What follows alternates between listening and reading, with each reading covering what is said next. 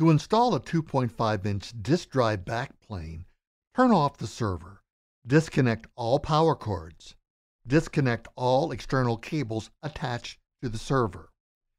Open the bezel and rotate the left side of the bezel away from the server.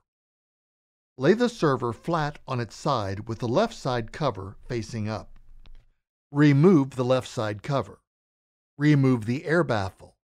Remove the fan assembly. Position the 2.5-inch hard disk drive backplane in the drive cage retention tabs. Tilt the top of the backplane towards the location pins until the latches click into place.